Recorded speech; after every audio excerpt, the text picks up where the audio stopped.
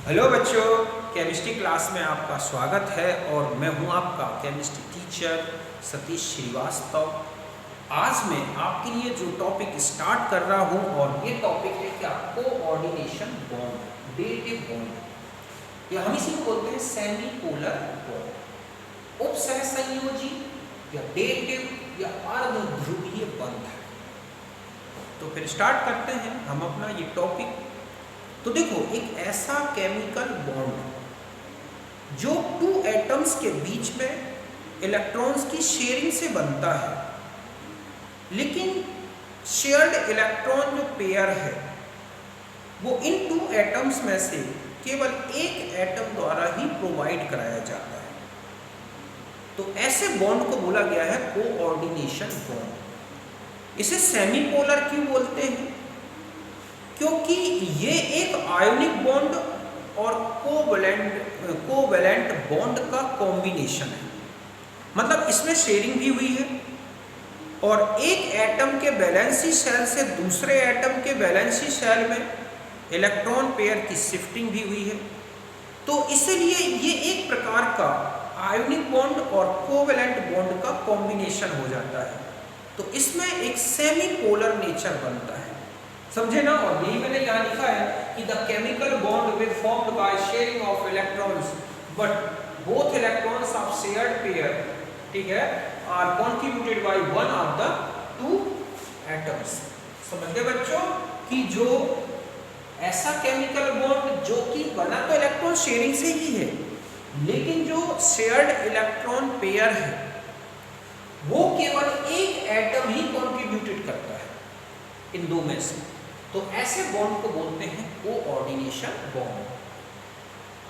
It is also called semi polar bond. अभी मैंने आपको बताया because it is a combination of ionic bond and covalent bond, क्योंकि ये कोवैलेंट और आयोनिक दोनों बॉन्ड्स का एक क्या है, कॉम्बिनेशन। अभी मैं जब इसका स्ट्रक्चर बनाऊंगा बॉन्ड का तब बताता हूं मैं किस तरह से कॉम्बिनेशन है। वह रासायनिक बंध जो इलेक्ट्रॉनों के सहभाजन से बनता है, किंतु सहभाजित इलेक्ट्रॉन युग्म के दोनों इलेक्ट्रॉन दोनों परमाणुओं में से केवल एक परमाणु द्वारा प्रदान करते हैं या किए जाते हैं, प्रदान, ठीक है, किए जाते हैं। यह अर्धध्रुवी बंध भी कहलाता है क्योंकि यह आयनिक बंध तथा सहसंयोजी बंध का संयोजन है। मतलब इसमें दोनों नेचर है। तो यहाँ तक बात समझ गए, पहले आप इसे नोट करें। अब देखो मैं इसको किस तरह से बनते हैं कुछ एग्जांपल से समझते हैं। मैं इसको मिटा देता हूँ।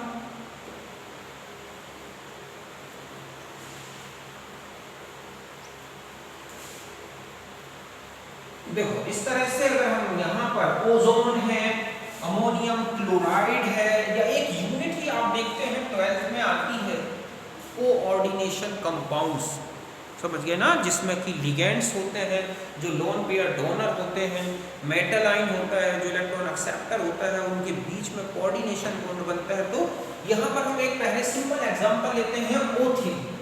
आप देखोगे ये है एक ऑक्सीजन और इसके पास इस तरह से 6 इलेक्ट्रॉन, ये है दूसरा ऑक्सीजन, इसके पास भी कितने इलेक्ट्रॉन्स हो गए, 6 वैलेंस इलेक्ट्रॉन, और ये है तीसरा ऑक्सीजन, समझ गए ना, उसके पास भी कितने वैलेंसी इलेक्ट्रॉन हैं, 6। अब इनको इस तरह से कॉम्बिनेशन करना है कि इन सारे एटम्स का क्या कंप्लीट हो जाए, ऑक्टेट। तो देखो सभी के बीच में कोवैलेंट बॉन्ड तो नहीं बन सकता, तो ये क्या करते हैं, ये एटम यहां पे ये क्या करेंगे,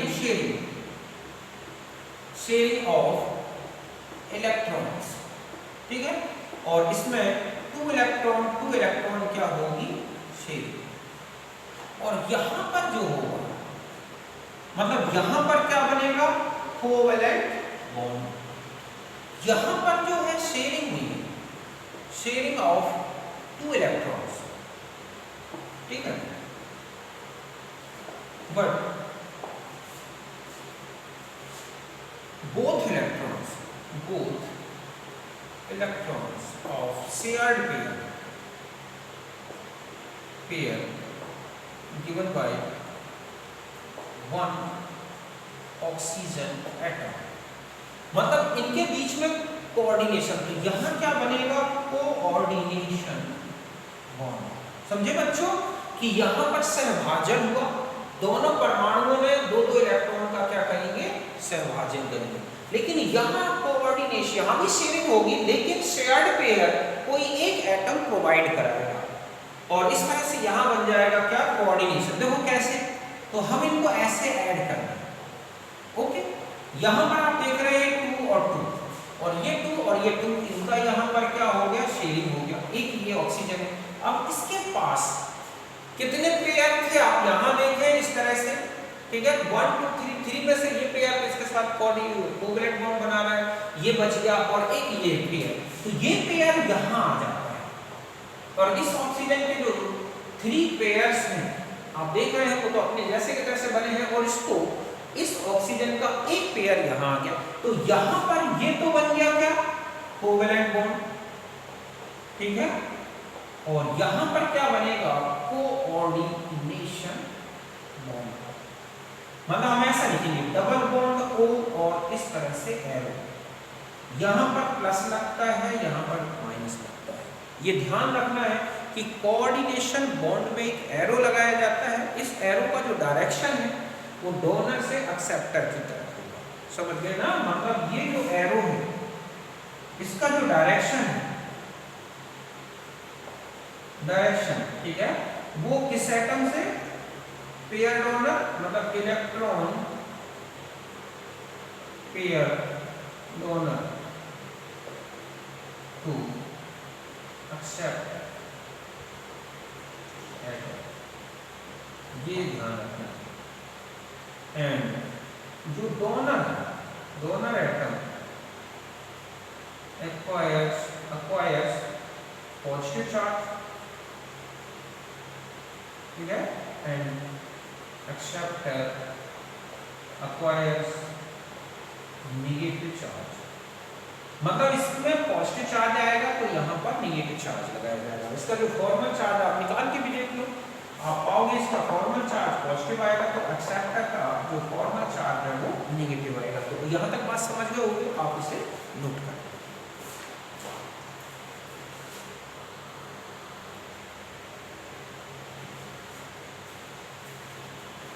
अब देखो कुछ और भी एग्जांपल्स हैं, जैसे कि ये है अमोनियम, ये क्या है, NH3, इसमें 3 जो बॉन्ड बने हैं, इसके साथ जो हाइड्रोजन्स के साथ वो तो है कोवैलेंट बॉन्ड, लेकिन ये लोन पेयर एक प्रोटॉन पास में आ जाए तो इसको क्या कर दिया जाता है, इस तरह से मतलब डोनेट किया जाता है और इस तरह से चौथा हाइड्रोजन भी ये जुड़ गया, तो ये बन गया एक अमोनियम आयन। यहाँ ध्यान रखें कि क्योंकि इसमें ऑलरेडी पहले से पॉजिटिव चार्ज था, तो जैसे ही उसको लोन पेयर मिला तो वो नेगेटिव चार्ज में और पॉजिटिव चार्ज कैंसिल हो गए और केवल बचा पॉजिटिव चार्ज जो नाइट्रोजन में लगा दिया गया। तो इस तरह से नाइट्रोजन का फॉर्मल चार्ज प्लस आएगा, ठीक है। इसी तरह से SO4 में ये स्ट्रक्चर बता देता हूँ, इसमें भी कोऑर्डिनेशन बॉन्ड होता है। PO4 में कोऑर्डिनेशन बॉन्ड है, R4N प्लस जो है, ठीक है, क्वाटरनरी अमोनियम आयन, उसमें भी इस तरह से कोऑर्डिनेशन बॉन्ड है जो कि R के बीच में और नाइट्रोजन के बीच में बना हुआ है। तो इस तरह से बहुत सारे एग्जांपल्स हैं जो आपको मिलेंगे। कुछ ऐसे भी कंपाउंड्स बता दूं, क्वेश्चन में आता है कि इनमें से कौन सा ऐसा कंपाउंड है या मॉलिक्यूल है जिसमें आयोनिक भी है, कोऑर्डिनेशन भी है, कोवैलेंट भी है। तो देखो कुछ एग्जांपल्स हम ऐसे देखते हैं जिनमें आपको तीनों बॉन्ड्स मिलेंगे, समझ गए ना। तो पहले आप इसे नोट करें, मैं बना के बताता हूँ।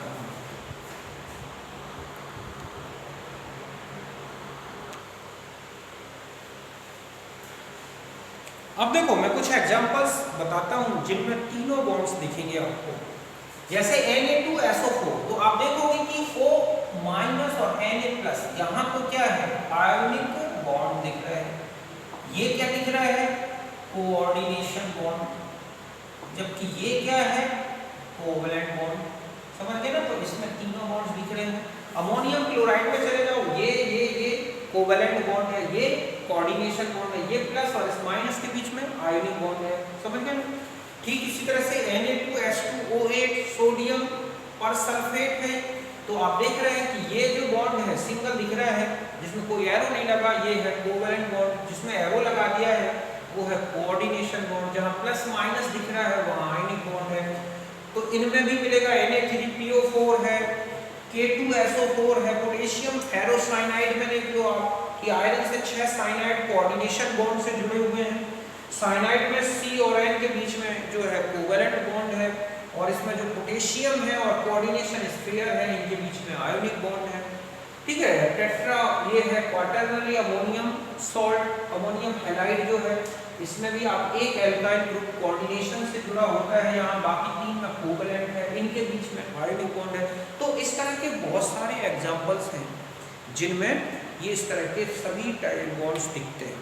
कुछ ऐसे भी कंपाउंड्स जो अभी आपने एग्जांपल देखे जिनमें केवल कोवैलेंट, इससे पहले जो एग्जांपल बताया मैंने उनमें कोवैलेंट बॉन्ड दिख रहा था और कोऑर्डिनेशन बॉन्ड दिख रहा था। तो इस तरह से ये एग्जांपल्स है, तो आप इन्हें नोट करें।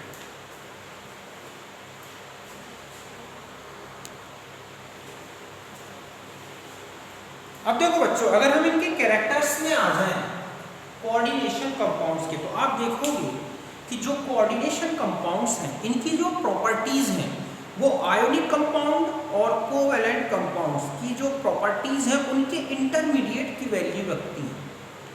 मतलब है कि जो इनकी अपनी प्रॉपर्टीज हैं वो आयोनिक कंपाउंड की प्रॉपर्टीज और कोवैलेंट कंपाउंड्स की जो प्रॉपर्टीज हैं उनका एक मिक्स फॉर्म है। मतलब इनमें आयनिक नेचर भी दिखता है, कुछ कोवैलेंट नेचर भी दिखता है। तो समझे बच्चों कि इनकी जो गुण हैं, इनके जो गुण हैं वो सहसंयोजी यौगिकों के गुण और आयनिक यौगिकों के गुणों के बीच के मिलते हैं। ऐसा इसलिए क्योंकि इनमें सेमी पोलर नेचर है। देखो मैं इसको इस तरह समझा सकता हूँ। ये है ओजोन, ओजोन में यहाँ तो बना है डबल बॉन्ड जो कि कोवैलेंट नेचर का है, यहाँ पर बना है कोऑर्डिनेशन बॉन्ड। समझ गए ना, ये क्या है हम जानते हैं कि ये क्या है, कोऑर्डिनेशन बॉन्ड। ठीक है, तो कोऑर्डिनेशन बॉन्ड में अगर आप देखें कि यहाँ पर इलेक्ट्रॉन का डिस्प्लेसमेंट भी है, मतलब ये इसके 2 इलेक्ट्रॉन में से एक इलेक्ट्रॉन तो यहाँ डिस्प्लेस हो ही रहा है, और इसके अलावा शेयरिंग भी दिख रही है। तो जहाँ डिस्प्लेसमेंट है वहाँ आयनिक नेचर बता रहा है, जहाँ शेयरिंग है वो कोवैलेंट नेचर है। तो यहाँ पर देखा जाए तो दोनों नेचर भी आ गए। तो पूरे मॉलिक्यूल में शेयरिंग का कारण कोवैलेंट नेचर भी दिखता है और आयनिक नेचर भी दिखता है। ज्यादातर इनमें हालांकि कोवैलेंट नेचर ज्यादा होते हैं आयनिक नेचर की अपेक्षा इनमें कोवैलेंट, क्योंकि यहाँ भी कोवैलेंट कैरेक्टर है, यहाँ दोनों 50-50 है। तो इस तरह से ये कहलाता है सेमी पोलर नेचर। तो इस तरह से ये दोनों जो नेचर हैं आप देख रहे हैं कि इनका कोवैलेंट नेचर और आयोनिक नेचर, दोनों नेचर्स का एक कॉम्बिनेशन फॉर्म बन गया और वो बन गया सेमी पोलर। इनकी जो प्रॉपर्टीज हैं वो अर्धध्रुवीय है। समझे बच्चों कि यहाँ पर सहभाजन सहसंयोजी गुण दिख रहा है, यहाँ आयनिक गुण दिख रहा है, यहाँ पर विस्थापन माना जाए इलेक्ट्रॉन का क्योंकि यहाँ प्लस और यहाँ माइनस आ रहा है तो ये आयनिक नेचर बना देता है, और शेयरिंग भी हुई है तो यहाँ कोवैलेंट नेचर भी है, इसलिए अर्धध्रुवीय गुण मिलता है। तो हम कुछ प्रॉपर्टीज देखते हैं, पहले आप इसे बना लें।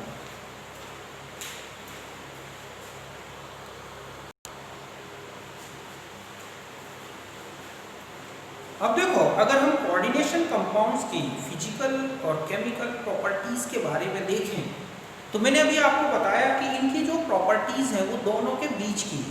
देखो कैसे, जैसे फिजिकल स्टेट है तो ये लगभग तीनों स्टेट्स में मिलते हैं, लिक्विड भी हैं, सॉलिड भी हैं, गैस भी है, जैसे O3 गैस में है। जो सॉलिड है जैसे अमोनियम सल्फेट, ठीक है, और सॉरी ये है अमोनियम सल्फेट भी हो सकता है, सोडियम सल्फेट भी होता है, अमोनियम सल्फेट में भी इस तरह है। H2, ठीक है, तो ये सॉलिड स्टेट में है। H2SO4 अगर देखें तो लिक्विड स्टेट में है। तो इनमें तीनों स्टेट्स दिखती है इसमें के बच्चों, ठोस गैस सभी अवस्थाओं में मिलते हैं। ये मैंने कुछ एग्जांपल लिखे हैं, जैसे ओजोन गैस होता है, अमोनियम सल्फेट है, सोडियम सल्फेट है, सॉलिड होते हैं। समझ गए ना, H2SO4 लिक्विड होता है, H3PO4 लिक्विड होता है। फिर इसी प्रकार सॉल्युबिलिटी है तो ये दोनों में सॉल्युबल है, पोलर और नॉन पोलर दोनों मीडियम में। लेकिन मेनली आप देखोगे ये नॉन पोलर मीडियम में ही सॉल्युबल होते हैं क्योंकि इनमें ज्यादातर कोवैलेंट नेचर है। लेकिन अगर आप देखें जैसे R4NX वाटर में भी डिसॉल्व है, ईथर में भी डिसॉल्व है, ठीक है। तो समझिए बच्चों कि ध्रुवी और अध्रुवी दोनों माध्यमों में घुलनशील। ध्रुवी में मतलब है आयनिक जैसे, अध्रुवी का मतलब है सहसंयोजी यौगिकों जैसे। फिर आता है कंडक्टिविटी, तो इनमें अगर ये जो सॉलिड कोऑर्डिनेशन कंपाउंड्स हैं जो सॉलिड स्टेट में मिलते हैं, जैसे कि ये है, ठीक है, सोडियम सल्फेट, अमोनियम सल्फेट, बहुत सारे कोऑर्डिनेशन कंपाउंड्स हैं, पोटेशियम फेरोसाइनाइड, तो उनके फ्यूज्ड स्टेट में या उनके एक्वस सॉल्यूशन में इलेक्ट्रिकल कंडक्टिविटी मिलती है, क्योंकि वहाँ पर वो आयोनाइज्ड हो जाते हैं। लेकिन कुछ ऐसे भी हैं जो बिल्कुल कंडक्ट नहीं करते, इलेक्ट्रिसिटी के बैड कंडक्टर हैं, जैसे कि हम देखें ओजोन है, या और भी इस तरह से आपको मिलेंगे आगे। तो some coordination compounds are conduct electricity in fused state और इन एक्वस सॉल्यूशन, जैसे कि ये इनमें मिलती है कंडक्टिविटी। समझ गए बच्चों? कुछ उपसंयोजक जो गलित या जली विलयन में विद्युत के सुचालक हैं, जैसे ये सुचालक होते हैं। आइसोमेरिज्म, तो जिस तरह से कोवैलेंट बॉन्ड डायरेक्शनल नेचर का होता है, जस्ट कोऑर्डिनेशन बॉन्ड भी क्या है? डायरेक्शनल नेचर का। इसलिए डायरेक्शन चेंज होने से कंपाउंड की प्रॉपर्टीज बदल जाती हैं और इस तरह से एक आइसोमेरिज्म आ जाती है। आप देखोगे कोऑर्डिनेशन कंपाउंड्स, वहाँ पर हम आइसोमेरिज्म डिटेल में पढ़ेंगे, जो कि कोऑर्डिनेशन कंपाउंड्स में मिलती है। तो इनमें भी, तो इसलिए बच्चों इनमें भी समवयवता मिलती है, क्योंकि जो उपसंयोजी बंध है वो दिशात्मक होता है। हम देखेंगे कोऑर्डिनेशन कंपाउंड्स की जो प्रॉपर्टीज हैं, आप देखोगे कोऑर्डिनेशन कंपाउंड 12th में है, वहाँ पर आइसोमेरिज्म डिटेल में दी गई है। इसी प्रकार केमिकल रिएक्टिविटी, तो इनकी जो केमिकल रिएक्टिविटी है वो आयनिक कंपाउंड और जो कोवैलेंट कंपाउंड्स हैं इनके बीच की है। मतलब ये इनमें आयनिक रिएक्शंस भी होती हैं, जैसे इनमें तो आयनिक रिएक्शंस होती हैं। कुछ ऐसे हैं जैसे ओजोन हो गया, ठीक है, तो उनमें आप देखोगे कि मॉलिक्यूलर रिएक्शंस भी होती हैं। तो इनकी जो रिएक्टिविटी है ना वो दोनों के बीच की है। तो सीधा सा स्पष्ट है कि जो कोऑर्डिनेशन कंपाउंड्स हैं उनकी जो प्रॉपर्टीज हैं वो आयोनिक कंपाउंड और कोऑर्डिनेशन कंपाउंड इनके बीच की है। अगर हम इनके मेल्टिंग बॉइलिंग पॉइंट की बात करें, समझ गए ना, इसमें शायद नहीं लिखा मैंने, तो इनके जो मेल्टिंग बॉइलिंग पॉइंट हैं वो आयोनिक कंपाउंड से तो कम है, लेकिन कोऑर्डिनेशन कंपाउंड, ठीक है, या कोवैलेंट कंपाउंड से ज़्यादा है। मतलब आयनिक कंपाउंड से कम मेल्टिंग बॉइलिंग पॉइंट रखते हैं, लेकिन कोवैलेंट कंपाउंड से ज़्यादा रखते हैं। तो इस तरह से इनमें इंटरमीडिएट नेचर आता है। तो ये था हमारा कोऑर्डिनेशन बॉन्ड्स के बारे में, उनसे रिलेटेड कंपाउंड्स के बारे में। अब हम मिलते हैं नेक्स्ट वीडियो में, जिसमें हम लेंगे फाजांस रूल। तो मिलते हैं next video. Bye, thank you, नमस्कार।